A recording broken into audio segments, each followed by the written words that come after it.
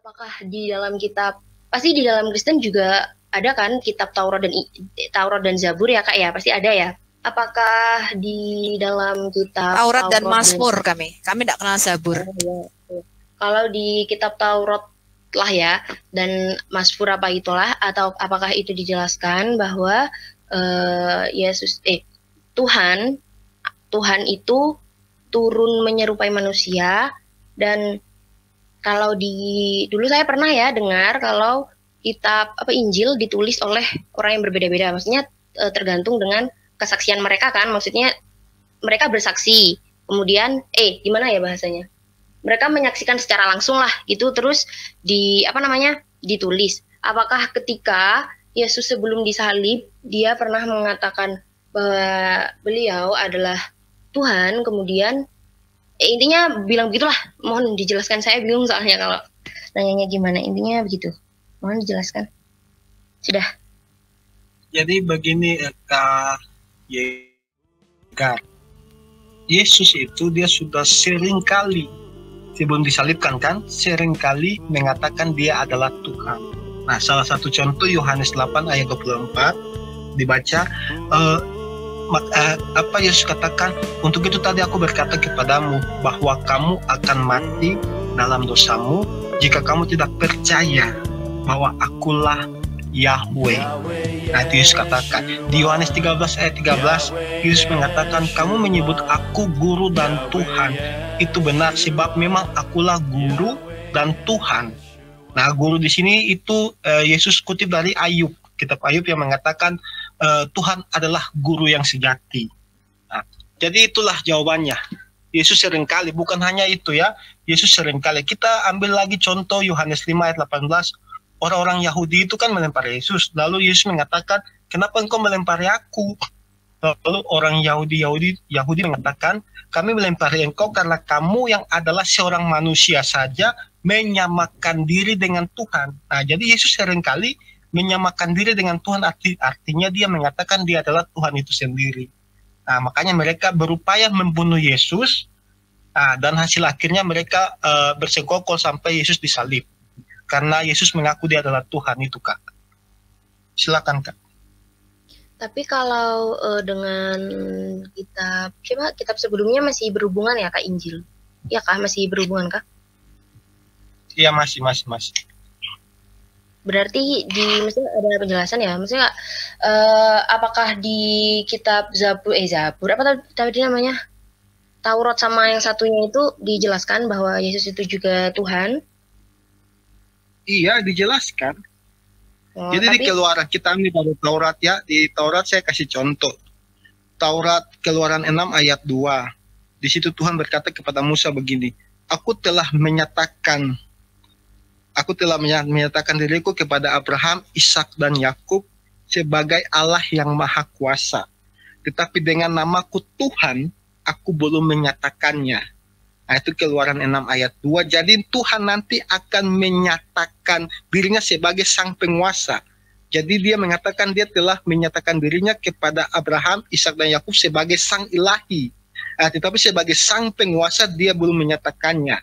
Nah, jika kita buka perjanjian baru, contoh Yohanes 17 ayat 6, Yesus mengatakan dengan jelas, ya Bapa, aku telah menyatakan namamu, yaitu namamu yang telah engkau berikan kepadaku. Nah, nama Tuhan sebagai penguasa yang tadi Tuhan katakan di kitab Taurat Keluaran 6 ayat 2 tadi. Nah, itu salah satu. Dan di dalam Taurat, di dalam Mazmur pun Tuhan sudah seringkali berteofani menjadi manusia, bukan baru di zaman Yesus.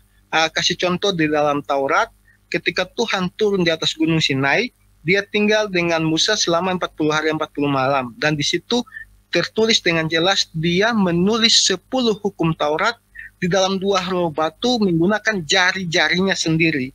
Nah, jari-jarinya di sini jari-jari apa? Pasti jari-jari manusia kan, dia menjadi manusia.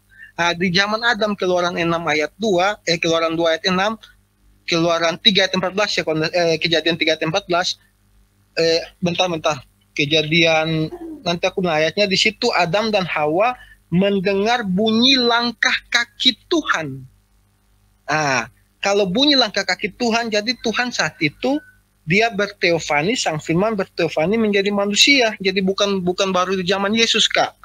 Cuma waktu zaman Yesus, manusia yang di zaman Yesus itu sudah dipersiapkan tubuhnya untuk menjadi penebusan dosa. Itu seperti yang dikatakan di banyak kitab-kitab Nabi terdahulu, kitab-kitab Taurat. Saya ambil satu contoh, Zakaria 9 ayat 11. Zakaria 9 ayat 11, Tuhan berkata kepada Nabi besar Zakaria bahwa dia akan melakukan perjanjian darah untuk mengampuni dosa manusia. Nah, bagaimana mungkin Tuhan yang adalah roh bisa mempunyai darah? Makanya dia harus mengambil tubuh kedagingan agar mempunyai darah. Ketika Yesus sebelum disalibkan, Yesus berkata dengan jelas, inilah darahku, darah perjanjian yang ditumpahkan untuk penebusan dosamu, dosa umat manusia. Nah, itu merujuk ke perkataan Tuhan di perjanjian lama tadi kepada Nabi Zakaria, bahwa nanti dia akan menggunakan darahnya untuk melakukan perjanjian agar dapat mengampuni manusia. Seperti itu, Kak. Jadi banyak, Kak. Silakan Kakak kembangkan lagi, silakan. Atau mungkin teman-teman bantu jawab dulu. Ini istri lagi manggil buat angkat sampah dulu, mau buang sampahku. Oh, Kak, kan gini, bentar. Oke, sebentar, aku tambahin sebentar nih. Tuhan berteofani menjadi manusia itu sudah sangat sering, terutama kalau kamu baca Kejadian 18. Ya, kemudian ketika dia bergumul dengan Yakub, dia juga menampakkan diri dalam rupa manusia. Itu sudah sangat sering, itu bukan sesuatu yang baru bagi kitab Taurat, ya, menampakkan diri dalam rupa manusia. Kamu baca misalnya 1 Samuel 3 ayat 21. Tuhan menampakkan diri dalam rupa manusia kepada Samuel, ya. Nah, itu sudah sangat sering, teman-teman, ya. Nah, kemudian selain menjadi manusia, kamu baca juga Yesaya 40 ayat 3. Yahweh Tuhan kita itu akan datang ke bumi. Ya, dikatakan persiapkanlah jalan bagi kedatangan Yahweh. Siapa Yahweh? Yahweh adalah Allah itu sendiri.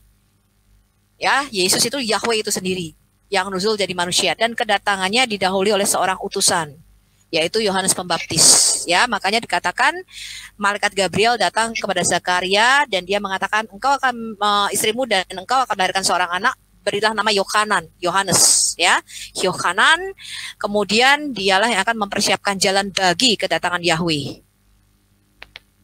Ya, makanya ketika Yohanes Pembaptis itu sudah lahir, disunat pada hari yang ke-8, Zakaria bernubuat, ya, anakku, engkau akan menjadi nabi Allah yang maha tinggi karena engkau akan mempersiapkan jalan bagi kedatangan Tuhan.